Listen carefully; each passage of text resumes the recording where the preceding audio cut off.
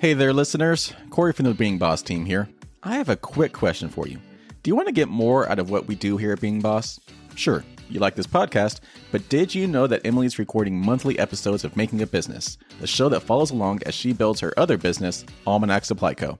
These episodes are available exclusively to members of the Being Boss Clubhouse, along with business workshops, industry-specific virtual meetups for designers and product bosses, and more. Learn more and sign up for the Being Boss Clubhouse at beingboss.club/community.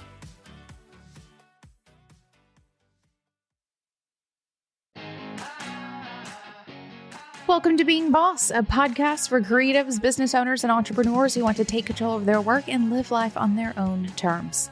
I'm your host, Emily Thompson, and in this episode, I'm talking to Alanah Joseph, head of creator partnerships at Hubspot and content creator herself, on being boss with a day job, pursuing passion projects and side hustles, and how to advocate for yourself to create more flexibility and freedom.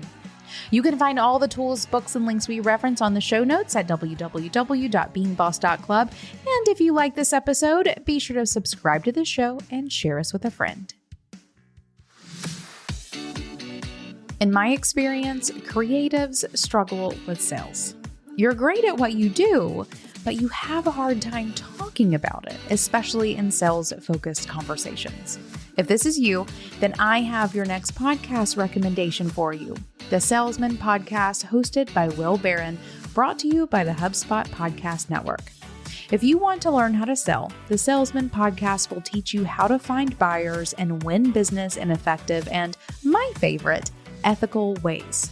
Some of Will's latest episodes include the 4-step process to influencing buying decisions, using strategy rather than hustle to win more sales, and sales targeting, supercharge your sales funnels and boost close rates.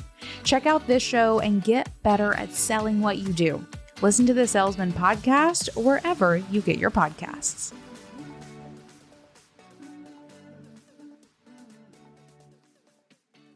Alanah is a results-driven, award-winning digital marketer and content strategist with a love for storytelling. She enjoys spending time helping brands inspire and engage consumers, producing compelling stories, and driving brand awareness, revenue, and audience engagement.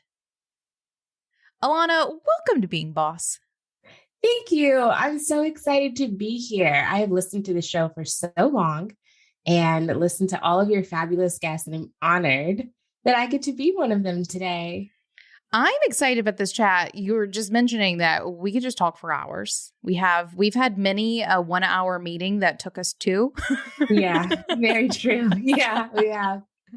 Right. And I love it. I love being able to chat about all things sort of creative and talk strategy and all of that stuff in the work that we do together.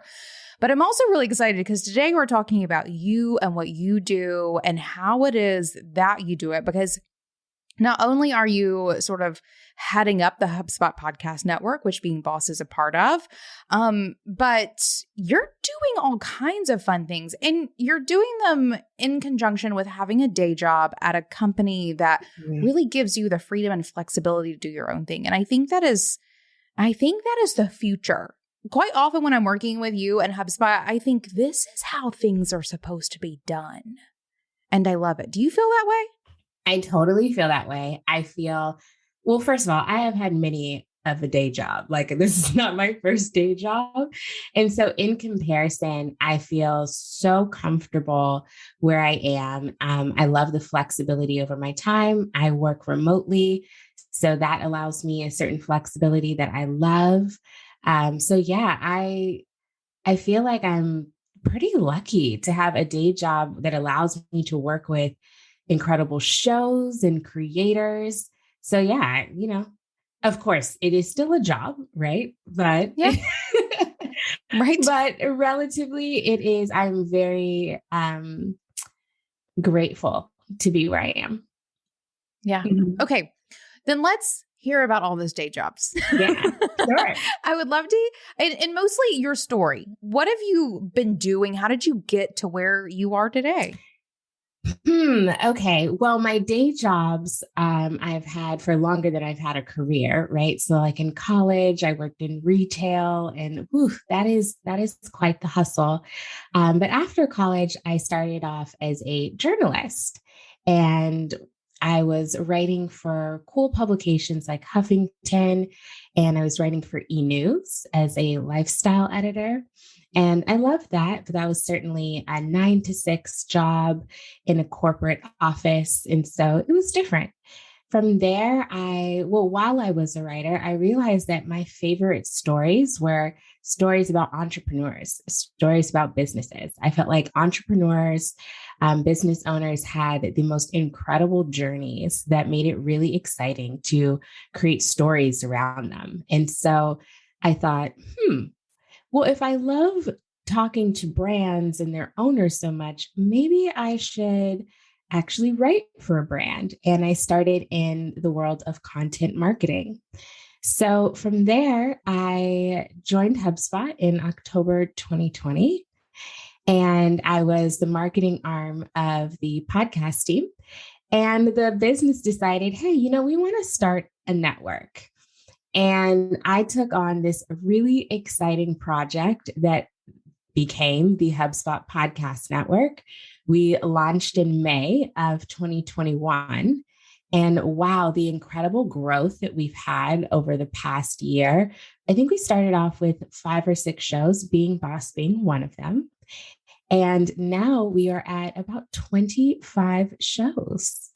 So incredible. And it has been such a joy. It has had its challenges, but even in those challenges, I have personally grown so much that I welcome them and I'm glad I have them. I think I know the answer to this, but I'm wondering sort of like what that common thread is for you. Like what is the piece of passion that you can sort of trace through all of those jobs? Like what do you like to do? Storytelling. The art form of storytelling has always been at the root of my career. So whether I'm telling the story itself, I'm working with people that tell great stories. I love the art form. And so it makes my job a lot easier because it's based off of a passion. And even when I was a kid, I was an avid reader. Like I read way more books than I do now. But I've always been fascinated and just in love with hearing stories, learning stories, and even telling my own stories, maybe even at brunch with my friends. Yeah. Right. I do love a good Alanah story. I feel like I've heard a couple of them. They're fantastic. I love this because I love that you recognize that sort of point of passion and that you can sort of weave through all of those things. And you've been able to show up in different spaces to do that and have landed, at HubSpot. But HubSpot is also your job at HubSpot is not the only thing that you're doing right now. I want to get to that in a second, but I do want to talk about HubSpot and what you're doing there, because you talked about the network, and even your role with the network has changed. When we started, you were like, queen of the network. No, it was podcast princess, wasn't that? Yeah, that's the name my coworker gave me. I thought that was so funny. Right. And you started this with just a couple of shows. Now it has 25. It was your baby. Now you have people who are working under you for the purpose of the network. So it's not just you anymore. There's like a little team of people because 25 shows now. What are you doing? What are you doing now? I don't even know. Can you just tell me what you're doing? Of course. What are your duties and responsibilities in your role currently? Sure. So I'm the head of creator management, which means that as soon as a creator signs a deal with HubSpot, that my team manages that relationship. So what that looks like is I have amazing meetings with creators to support the growth of their show. We deliver ads, so that's included as well. And overall, my goal is just to create a community that drives growth for everyone. So I'm really leaning into my marketing skills here to be able to consult with my creators and help support them in whatever way that we can. And so, yeah, we have a little team, an all-female power team of soon to be 3. So not a very large one, but yeah, I love my team. They do great work. So I'm so glad that we've been able to build not only the podcast network, but also now we're building new programs that I'm super excited about. So yeah, very excited about the work that I'm doing at HubSpot. Does that answer? Sometimes I'm so in the weeds with it. I'm like, what is it that I do? Because I just feel like I'm working nonstop. So I don't stop to always take a breath and take inventory of all the things that I've done, which I need to be better at. Yeah. I mean, and I can see why that would be a little difficult for where you are at the moment, because I also see how quickly things have grown and changed. Right? Where like, I imagine week to week, your roles and duties are probably changing and can be kind of hard to settle into the thing because so much is happening so quickly. So I think that's just a nature of the growth that you guys are experiencing. Yeah, I would say so. And we just launched a incredible program called HubSpot Creators for new shows, for emerging shows, for great concepts. We at HubSpot, and especially me, we believe in creators and we want to help them in whatever way that we can. And so because of all of the success that we've had with shows like Being Boss, we are now able to support shows that are much, much smaller. So if you're listening to this and you have a podcast that maybe you just started and it's related to business, definitely check out HubSpot Creators. Yeah. Oh, I love all the little programs that you guys are putting together, both like for the network and bringing people into the network. I think it's so fantastic. And also for me, I love watching what you guys are able to do with access to the kind of resources that comes from working with HubSpot. Right. I think that's a really big thing here is, I think of, entrepreneurs who are starting podcast networks or literally any business. And there is this like hardcore struggle to do the thing. But whenever you do have a position at a company as large as HubSpot, it's so much easier to make big and really relatively immediate impact because of all of the resources behind you to support you in doing it. That's one of the reasons why I've enjoyed being in it as well. And where I've seen this sort of obvious, I think is really this obvious difference between, what most business owners are able to do and what you're able to do whenever you do position yourself within a company to do what you want to do, but do it with resources behind you to do it. Yeah, for sure. And I would say one of the most incredible resources is the people that I work with. Yeah. The people that I work with, we have such a large team on the HubSpot media team, but everyone is so incredibly talented and skilled. And so, of course, as a human, I have strengths and weaknesses, but because I have such an incredible team, it's a lot easier to get really cool things done because there's a lot of people to ask questions and get your questions answered. And then, of course, we have a lot of support from leadership to really be able to put some monetary investments behind these programs that we know will have a large impact. And so, it's been great. I think. Yeah. It's been fun to watch for sure. Okay, then I want to talk about this other side of what you're doing too, because in a meeting that we were having a couple of months ago, you were like, I think I want to launch a thing. And you told me about it and I was like, yes, absolutely do it. And I haven't talked to you much about it since then. So this is also kind of she started telling me before he started and I was like, stop. We will talk about, because I want to hear it. I want to hear what you're doing.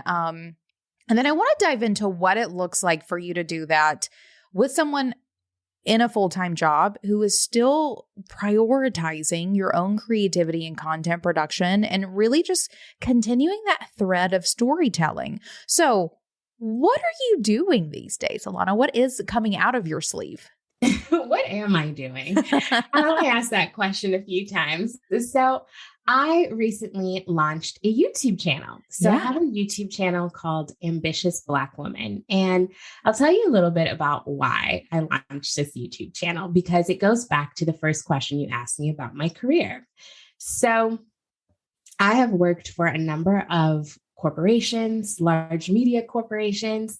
And in every team that I have been on throughout my career, I have been the only Black woman. And what that looks like is from a day to day, it's fine. But there are instances in which my identities as both a woman and as a Black person impact my career in one way or another. And it can feel very lonely when you are the only Black woman on a Zoom call or in the conference room, especially when we have, things like Black Lives Matter happening, a lot of sad news, and it can feel just like a really lonely experience. And so I had a thought. I was actually at brunch with a bunch of my friends that also work for large companies and also are the only Black women on their team. And we were sharing all of our stories, which there are common threads throughout. And I thought, it's actually not that lonely of an experience because there is that one Black woman on every team or on every call.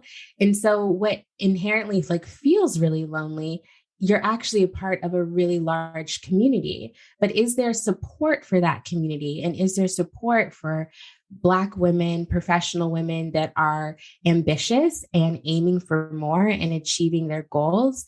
Is there support for them? And when I needed that support, I could only find it in my immediate circle. So my mentors and my friends and allies that I could talk to, I couldn't find it online. I went to YouTube to see, is there someone else who talks? I mean, YouTube should have every voice, every community represented.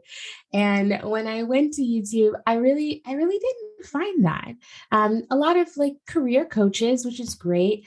But what I was looking for was someone who was in the situation that I was in.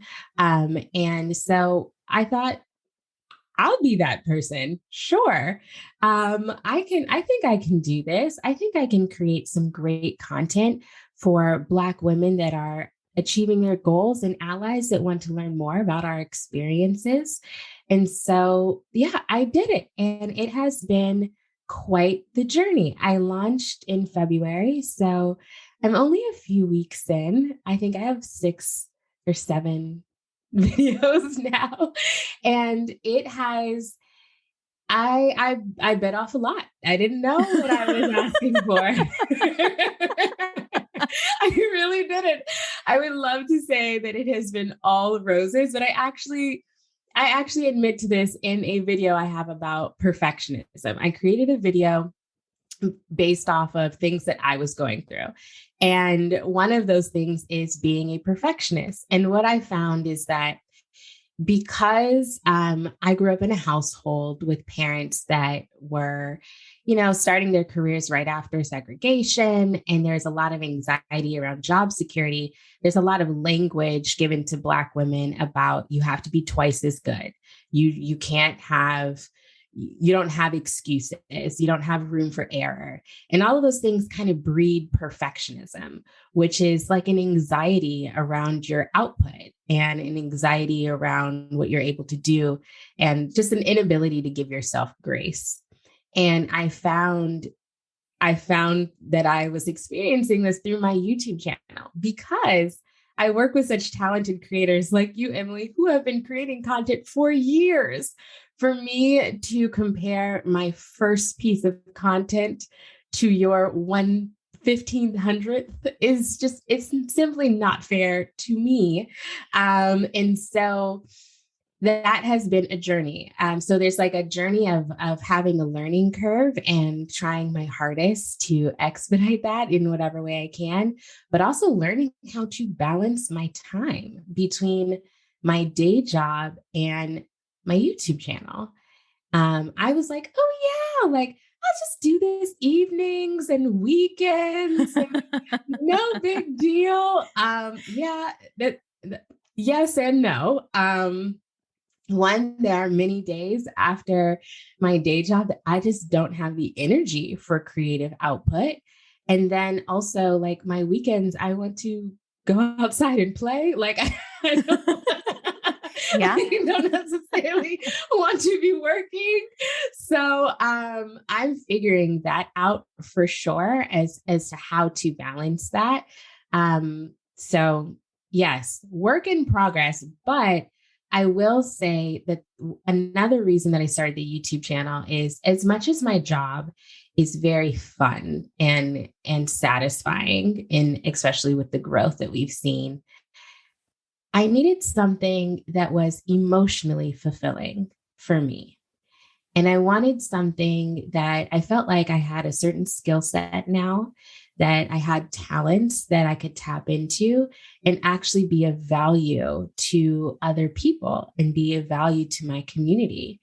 And so, as a marketer, and especially a content marketer, right, I try so hard not to dive really deep into those analytics, because at the end of the day, this is really about resonating and being of value to a group of people that may not have the support that they need. And that's what this is about. So for me, I will get someone will watch my video and then send me the longest text message or send me the longest DM on Instagram about their perfectionism or the things that they went through at their job. And that is so satisfying for me. And that makes me feel like it is worth giving up a Saturday. It is worth, working a couple extra hours, even though I'm tired.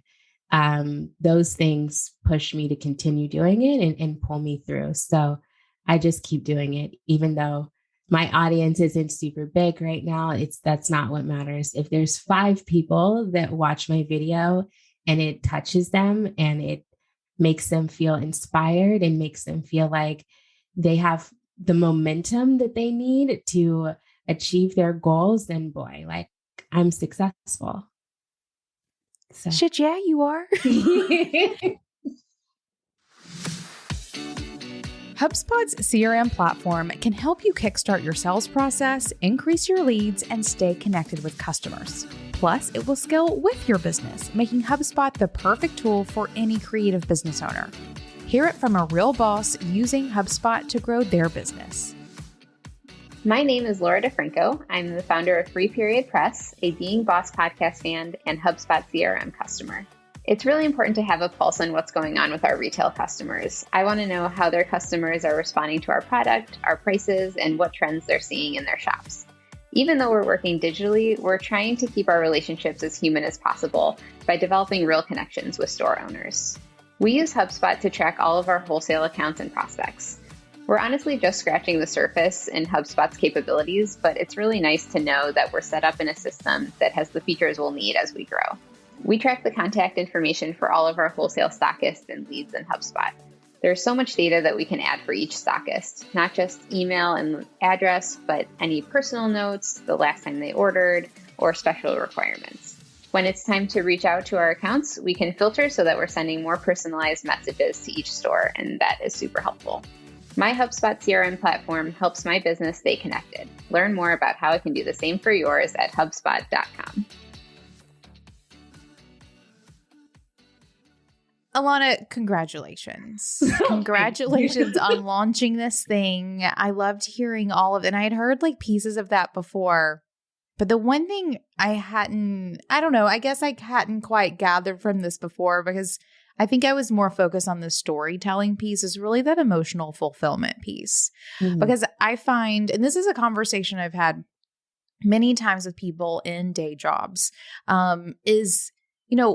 whenever you are your own boss, so all the business owners listening to this and, all the entrepreneurs, like we are here because that emotional piece, I don't want to say sort of outweighs everything, but that is like this fierce driver that sort of keeps us in this space. Oftentimes, whenever I'm talking to people with day jobs, they love what they do. They love their teams. The team piece is something I hear constantly, being able to work with people and, have the resource of being able to ask questions and move quickly and learn and grow in a speed that you can't do when you're working by yourself. You just cannot. But usually this emotional fulfillment piece, and not missing, I don't think, but not fully fulfilled. And that you have created this thing that gives you that, and you're not forgetting that that is your why. So whenever things are getting difficult or, producing content is insane. Yeah. It is. Yeah. I know that now. It's a big load. Actually, as you were saying that, about 2 weeks ago, I went through some SOPs, some standard operating procedures that was being created for updating what we do here at Being Boss. And I went through our SOP for podcast production, and it was 17 pages long. Yep. For a single podcast episode. And I know it's a lot in theory. I know I've been producing this, but seeing it in a doc at 17 pages, I was like, what are we doing? Yeah, it's a lot. And then it's not just the creating the content. So pre-production, right? Yes. What are you going to do? Scripting it, sitting down to record it, making sure your eyelash isn't falling off or there's not some weird branch sticking out behind your head, just random things that go wrong during recording. Yeah. And then the editing part. Yeah. The editing part can be pretty time consuming. And also because I'm doing all these things for the first time, it also takes me so much longer. And because I also work with creators, people remind me all the time, Alanah, this is going to get better. This is going to get better. You will maybe hire a freelancer or you'll just be way faster at editing in a month or so. And so that is always good feedback, always good to know because it is a lot. Yeah. And you were even saying earlier that, you were planning on working on this, in the evenings or on the weekends. But what you find is you're working on it while you're eating breakfast and you're in the shower and you're driving down the road, all of those ideas and just all of the things that happen. It really sort of infuses itself into everything that you do when you pick up a creative project. I'm going to say just for yourself because you're doing it to fulfill your, emotional needs. But how worth it is when you get that feedback from even a single person. I was recently having a conversation with someone and I said, for this thing that I wanted to do, and it's not like an internet thing. I want to talk to some people locally. And I said that if I change one mindset, I succeeded. And I think whenever you can go at any sort of big project or tough conversation or whatever it may be with that idea of just one, if I can just and maybe not even change it, but have someone question their own mindset one time, I win. Yeah, for sure. For sure. And especially for me, it's all about helping people achieve their dreams. So I close every episode by saying, I want you to win and I love to see you shine. And that's what it's all about is helping us at least shift our energy so that we can be excited and ready to go after our dreams. Yeah. So yeah, I agree. I win. Yes. And they win too, a little bit as well. I win because they win. Absolutely. Okay. So of the pieces of content that you've already created, what's your favorite?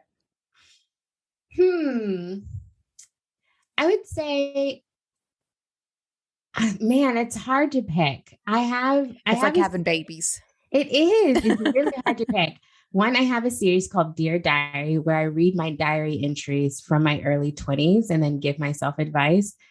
That I love, not more so for the content, but I've never read my diary entries before. After I write it, I never go back and read it. And so it reminds me of where I was in my early 20s and shows me just how much growth I've had to be able to give my own self advice. So it is like, in creating that content, it is a very humbling experience. And I have to pat myself on the back. And I think it's so important for bosses to take some time to just pat yourself on the back. Like, where you are now in comparison to 5 years ago, 10 years ago, like, let's just have a moment of applause for ourselves.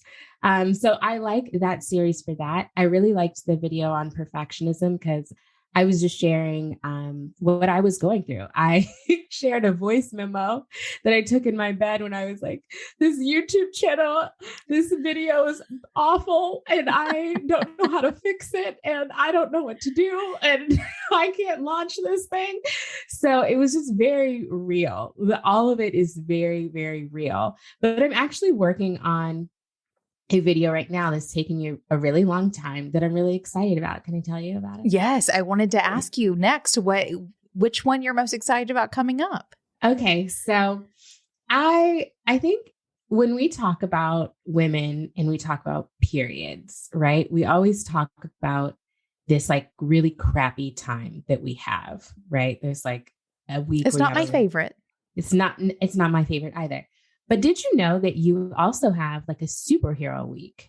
Your hormones are optimized at one point for like where you have the most energy, where you get the most sleep, where you are, I don't know, can lift a car. Like, and I wanted to know, what is that week for me? And how do we figure out what that week is or those days are for you? And then how can we optimize for that and put our projects, our presentations, our big interviews during the week where we have our like superhero week? Because I think that all too often when we talk about hormones, we're always talking about how they negatively affect us. And I'm really interested in how they positively affect us and how can we optimize our hormones for success. And like, where would you ever find that information? Like, I do not know anywhere besides maybe my YouTube channel where we talk about women achieving success, where you would find how to use your hormones for success. So that includes every day for the past 4 months, I have been rating my emotional state so that I can average it out and build a calendar to figure out what my best days are. So I'm very excited to reveal that to my audience and to hopefully have other people do the same. I'm still I want a lot of data. So I'm a little ways away from being able to come to some conclusions, but because I do it every day, it makes me excited. It's like the first video that I've had that has required like 6 months of research. Yeah. What a fun, like personal project to think about doing something so long-term like that, especially in the world of just like quick video, let's launch it. You're doing a long form, legit project for yourself. Yeah. And you know, I have found out so many other incredible things about myself in this project. Like, for example, if I have like, let's say 3 glasses of wine, maybe I go out to brunch, I'm actually exhausted 48 hours after, like not the day after, for like 2 days after is when I'm actually exhausted. Never would have known that had I not done this. Yeah. So wonderful. Yeah. I think it's really helped my self-awareness. And even when it's my bad week, right? I give myself so much grace because I know it's my bad week. And I know when it's my superhero week, and then I'm like off to the races, ready to achieve my dreams, ready to get going. And so those are the things I like exploring, and I'm looking forward to creating content around that. This brings up a question for me around, do you feel like you are afforded more sort of fun and flexibility because you have a day job, like in this project? Yes, absolutely. I think that this project is not about like monetization for me, at least right now. This is about like reaching my community, building a community, a safe space for support. And so I'm not really looking to, I mean, whatever comes will come, but I'm not rushing it.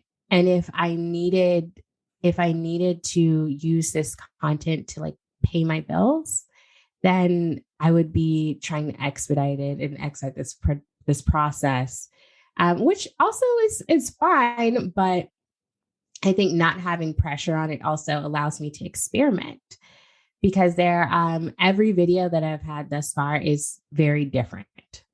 And the reason being is because I want to know what people like. I want to know what I enjoy creating and continue iterating. Whereas if this was about monetization, then I would be very much, what do people like? Okay, I'm going to do that 1,000 times in a row. And, and I'm not quite there. So yeah, I think my day job gives me the flexibility to kind of play with my content, experiment. And also I just started and I'm on such a learning curve. So my goal right now is just to like be good at it. And it's a learning curve. Yeah. And there's a difference though. If your goal is to like be good at it, but also pay your mortgage, there's a different energy. There's a different product that comes out of it. In an upcoming episode, I actually talked to Kathleen, my previous co-host, sort of around this topic and how we kind of mused on this idea that one of the things that sort of made the internet, I'm going to say gross. I feel like that's like a gross over exaggeration, but for simplicity's sake, one of the things that's made the internet gross is that everyone is monetizing everything. Yeah. Right. I mean, like Instagrams, news, like literally everything is being, and like guilty 100% as I raise my hand. But I feel like there's not enough creativity happening on the internet anymore that is just pure creativity and exploration of a medium. And that's exactly what you're doing. Yes. But I would also say to that, a couple of things. As a marketer, right, I'm actually pretty excited about brand partnerships. Yeah. But I think that I will be my brand partnerships will most likely be outbound, meaning that I will go after brands based off of the content that I have, that I believe in, and that like I like. Yep. So it feels like organic, and it's just like, hey, I use your product. I love your product. I have an audience. I like to share your product with my audience. Here's my media kit. That will most likely be the process that I go about this with, so that I can ensure that so it doesn't feel as gross. But yeah, there's nothing wrong with monetization. No. And no. yeah. And I will also say that one of the cons of having a day job is that I don't have the energy to necessarily devote all of my attention to this, meaning that by the time I write the video, record it, edit it, and publish it, do I have the energy to make Instagram and LinkedIn promotions and pour into it the way that I would if it were the only thing that I was working on? No. So there is a con there, which is like the pro is that like, yes, I have, I don't need to rush the monetization, but the con is that it's probably going to take me longer to even get to the monetization because I don't have the time or energy to devote all of my focus to it. And so, you got to weigh out the pros and cons. For sure. And I feel like it's probably going to be honestly somewhere in the middle, because one of the things that I love the way you're doing this, because and like backing up to my gross comment, that was a gross over exaggeration. Yeah, the internet can be gross for sure. Yeah. I mean, when everything that you're looking at. But what I love about this, though, is that you are starting and creating this thing for emotional fulfillment and for creative exploration. Yeah. Right. And monetization is a cherry on top or a long-term strategy. Mm-hmm. If it were an immediate strategy, the content you're creating would be different. And Yeah. so I think because you're infusing, I'm having a hard time with good words today. But because you sort of start with this quote unquote pure purpose, Yeah. that will be a theme throughout the content, even after monetization. Yeah. Right? As opposed to you just jumping out the gate thinking, how am I going to get clicks immediately? Yeah. You're here for impact, for personal and sort of outward impact. And I think whenever you can start that way, it ends up being a different product. And I think that's wonderful. I love that you're doing this. And I hope that anyone can take some inspiration from this. If you are thinking about a passion project or a side hustle, even if you are your own boss, these are the kinds of mindsets that I love seeing in these kinds of projects, because this tells me that you are following the creativity and the passion, and usually good money follows for sure. For sure. I would definitely say so. I remember my mother growing up was a florist, and she owned a flower shop.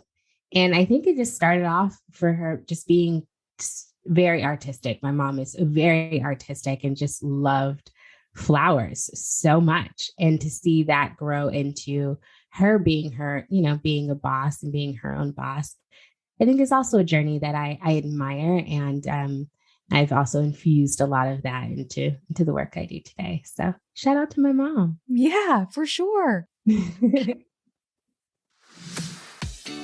Boss, let's get real. Are you still struggling with managing the money side of your business? These days, with tools and tips and me driving it right into your ear holes, there's really not much excuse for you to not have this under wraps. So let's go back to the tools. Our friends at FreshBooks have made this about as easy for you as it can be. FreshBooks has everything you need to manage your books. Invoices, expenses, time tracking. It'll even send out automatic reminders for invoices and fix you up with late fees when a client doesn't pay on time, which means it's also here to ease the pain of having those awkward conversations when necessary. What more can you want? If you're determined to do your own money management or just are not ready to hand it off yet, stop messing around and go check out FreshBooks. Try FreshBooks free for 30 days, no credit card required, by going to freshbooks.com/beingboss to get started today. Okay. Then I have a question of bringing these two pieces together. You talked a little bit about time management between day job and passion project. Not that I perfected it when we talked about it. We brought up that it's a struggle. And I think it will potentially always be. That's sort of the nature of passion projects though, right? Very rarely do they just fall out of you, right? There's this creative drive that pushes it out. But I do want to talk about what that relationship is like sort of within your company or within your role at HubSpot, and really thinking if someone here is thinking about going back and getting a day job, because I hear that from bosses all the time. And there's this idea that oh, I'm going back. I love that. I feel like more bosses should go get day jobs. I feel like you're going to be way better at your business potentially. So if this is bringing up feelings for you, honestly consider it. No shame in it, literally at all. But I'm wondering, what question am I trying to ask here? When it comes to choosing a job that lets you be boss, right? Pursue your passion projects, have side hustles, what sort of things should people be looking for when searching for a company to work for? What is it about your job that makes this easy for you? Yeah. I think in this case with this question, it's a lot about company culture. Yeah. It's about, are you in an environment that where you have flexibility, where you have some ownership over your time, where you can decide, how to work, when working is best for you, all of those things. And I think that now that our world is shifting more towards remote work, that it's kind of easier to find a job like that, but also just being in an environment that kind of fosters growth and support. I think the coolest thing for me was that whenever I've shared my YouTube channel, I didn't want it to be a secret, clearly, from my company, my teammates. So whenever I have shared my YouTube channel with my teammates, whether that's my VP or my direct boss, they're so supportive. They watch my videos. They watch my videos and they tell me what they like about them. And then our producer will tell me that I need to fix my sound. That's what producers do. Yeah. And so that is like so super helpful. And so clearly, I mean, how would you know in interviewing that you are going to have that kind of team? I think that that's pretty hard because everyone claims that we have a great company culture. I feel like everyone claims that. So you kind of have to cross your fingers on that one, take a gamble, go with your gut and your intuition in terms of figuring out if your team and the environment that you're going to be in is going to be supportive of your personal endeavors. But also, yeah, I think just having ownership over your time is the largest one for me. Like, can you decide, hey, I'm going to actually wake up and do my day job like early in the morning, and then I'm going to try to finish like afternoon, and then I'm going to take a break, I'm going to go work out or eat a nice meal, and then I'm going to devote 3 to 4 hours to my side hustle. Something along those lines. It is a lot harder. If I were in a previous role, like one of my previous roles where I was working long hours in an office with a commute, by the time I get home, I'd be too exhausted. And so, yeah, I would say try to look for a remote job that allows you flexibility over your time and use your intuition to ensure that your team is like good people, that they like support you and support the work that you're doing. So, yeah. Yeah. I think you're probably spot on there with time. And I would say too, like, I know several bosses who do hide their side hustles from their day jobs. Yeah. I think that's one. I think you were talking about sort of crossing your fingers and hoping, like, even if your gut check was incorrect and they actually would not be supportive, it's fine. Don't tell them. Yeah. Yeah. I mean, at the end of the day, as long as you're not doing exactly what you're doing in your day job, it should be fine. Like if you're not competing with the company that you work for. So I would say if you have a side hustle and you're looking for a day job, just make sure that your day job is just very different from your side hustle, because you just don't even want to go there into like some sort of sticky mess. But I think that's where it can get sticky. And then also, I think I understand not sharing your side hustle in many cases because people assume that you are using all of your time on your side hustle instead of doing your job. And that's not a fair assumption, I don't think, but I think people can think that. So I get it. Yeah, same. I mean, and mostly because we're living in a changing world. Yeah. Right. I think that there are definitely leaders within companies and just, team members in companies who totally get it. But unfortunately, I don't think that is the norm just yet. Yeah. Yeah. But I think the more we have these conversations and share experiences of how this is working, we begin normalizing it and sort of encouraging and influencing people to build that within their companies. And I also really encourage this for any bosses here who are working on building their own company cultures for their teams. It's one of the things that we do here at Being Boss. I think everyone on my team has a side hustle. Yeah. Yeah, for sure. And like, I'm buying their stuff. We're doing the HubSpot thing of like being incredibly supportive and excited and all of the things. It's part of our culture. I would be sad if I found out that someone was hiding something from me, but also if they explained it, I would get it. You do what you want to do. But it really creates, I have found a team that is both like excited to show up and otherwise emotionally fulfilled in exactly the way that they want to be. And it makes everyone more happy and productive. And not that productive is the goal, but isn't it? I mean, they're team members. Yeah. I would say for me, the reason that I kind of figured out that I even needed emotional fulfillment, right, was because I don't remember what podcast it was. I listened to a lot of podcasts, but it wasn't Being Boss, I can tell you that. I listened to a show, an episode in which they're talking about how for especially millennials, we've been kind of taught that there's a difference between a job and a career, and that your career is supposed to emotionally fulfill you, but you are not in control of much in terms of when you work for like a corporation. And so it can be really frustrating. There's a lot of like tension there between trying to find emotional fulfillment in a day job. It's really hard. And it hasn't always been like that. Like people that, have jobs, like your job is not necessarily supposed to be emotionally fulfilling. And so when I recognized that, I was like, I rather go outside of my job, figure out what I love, what I'm passionate about, and be fulfilled. And then I will show up better in my role because I will have all the fulfillment that I need. So I feel like I'm actually better at my job now because I don't know, it kind of feels like church and state in a little way. Like my day job is fun. I get to work with great people. And then at nighttime, I get to do something that I feel like is adding value to my community. And so I feel like now I'm like even better than I was. Perfect. Oh, yes. I love that. I love this element of personal growth. And you even touched upon this like really early on because you're just getting started, right? Yeah, just getting started.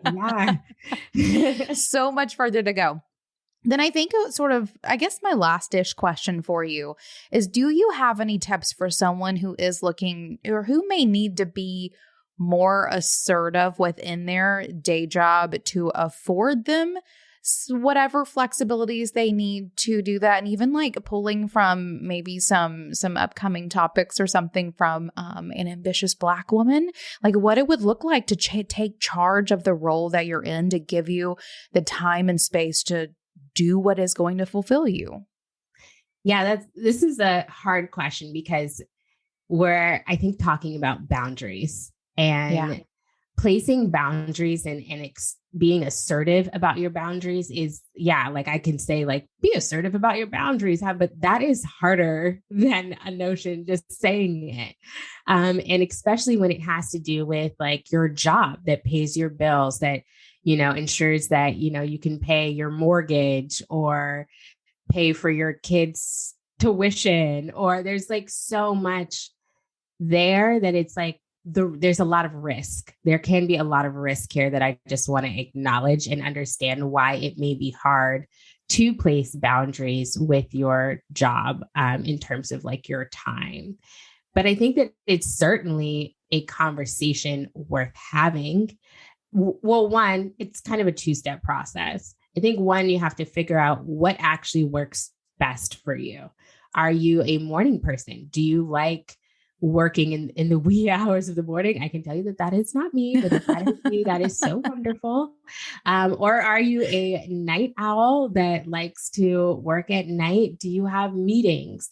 Is there a way that you can like block your schedule for meetings? So like, for example, my typical day is I usually work on East Coast time. So I typically have a lot of meetings in the morning. But because I am on Pacific Standard Time, I'm in Los Angeles, by the afternoon, it's like pretty much crickets. So if I get all my work done in the morning and then I do like some computer work around in the afternoon, I can take a break and then I can work on my personal stuff because no one needs me anymore. I've like done all my meetings. I've done all my work. So that's what works for me. And so I would say the first thing is figuring out what actually works for you so that you can try to do that. Maybe you don't need to have a conversation with anyone. Maybe this is about you blocking off your calendar and saying, this is, ask before booking for this block. This block is for meetings, and just being very, intentional about your time on your calendar. That could just be something that is pretty easy for you to do. And then there's like a larger conversation if you do need to like talk to your manager, talk to your boss about, working another time, a different shift, or whatever the case may be. But by the time you have that conversation, you should be really confident in exactly what works for you and what is going to keep you energized, keep you going. Because if you have a day job and a side hustle, you need energy. And I just realized that I have to work out. If I don't work out, my energy really, really dips. I'm learning all these things about myself, and it is a journey of self-discovery and figuring out how to manage my time, be the best Alanah I can be. All of that is takes time for me to figure out. So I just think that the first is to have a conversation with yourself and experiment, see what works for you, and then try your best to do that without having to go to anyone else. But if you need to go to someone, then have a conversation in which you are like, I like to do it this way. How can I do it this way and still work here?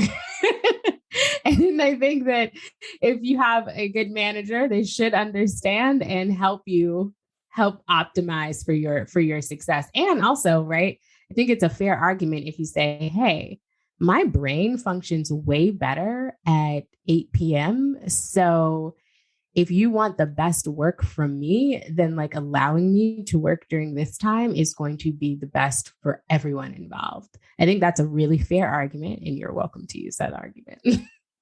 Yeah. And I love too that everything you just laid out here, it is being boss, right? It's knowing yourself. It's understanding your boundaries and what it is that you need to succeed, and asking for what it is that making it happen in whatever way you need to do it. That is all very great tips. And I would encourage anyone who's, hearing these things and thinking oh, I hadn't thought of it that way, or I guess I could, have some conversations with people who have day jobs in, different industries, different companies, and see how it is that they are working. Because again, we are just in a world right now where we can continue sort of reinventing what's working and not work, or what will work best for us, because everything, the world's kind of starting to put itself back together. And we have more opportunities than ever to advocate for ourselves and what it is that we need, because remote work and weird hours and flex days and all of these sorts of things this is normal conversation now in a way that it never has been before. Yeah, I don't take meetings on Fridays, which is wonderful for me. But the reason being is that I have so many meetings on the other days that I actually need a day to actually sit and work. Yeah. And so that is what works for me. And, everyone at my job has totally understood that and respected that. And I think that, that could be something to ask for. It's been really helpful, FYI. Yeah. So. Right. Whatever works for you. Yeah. Perfect. Alanah, this has been an absolute treat. Thank you so much for coming and having this chat with me. Where can people find your YouTube channel?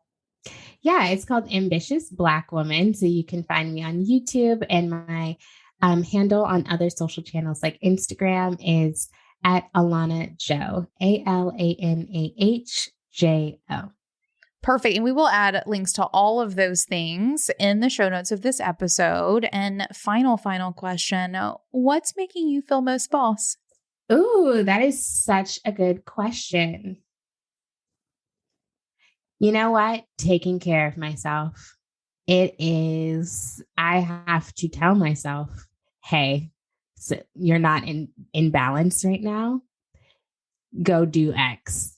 And that makes me feel like, okay, I got this, because I feel like my self-awareness is what really allows me to be a boss, because when I am tired, I sleep. When I don't feel well, I don't do anything. When I am energized, I go for it. And I really have been figuring out how to listen to my body, listen to my brain, and make really great decisions for me. So being the boss of my life and of my body is about taking inventory of the energy that I have, of where I am in the day, how I feel, and making really intentional decisions about how I treat myself. And so that makes me feel like a boss. Amen to all of that. Thanks so much for coming and hanging out with me, Alanah. This has been a treat. This has been such a treat. This is the first recorded conversation that we've had, but I have thoroughly enjoyed every conversation that we've had. Me too. They're some of my faves. All right, boss, because you're here, I know you want to be a better creative business owner, which means I've got something for you. Each week, the team at Being Boss is scouring the news, the best entrepreneurial publications, and updates and releases of the apps and tools that run our businesses, and is curating it all into a weekly email that delivers the must-know tips and tactics in the realms of mindset, money, and productivity. This email is called Brewed. We brew it up for you each week to give you the insight you need to make decisions and move forward in your creative business. Check it out now and sign up for yourself at beingboss.club/brewed. That's beingboss.club/BREWED. Now, until next time, do the work, be boss. Yeah.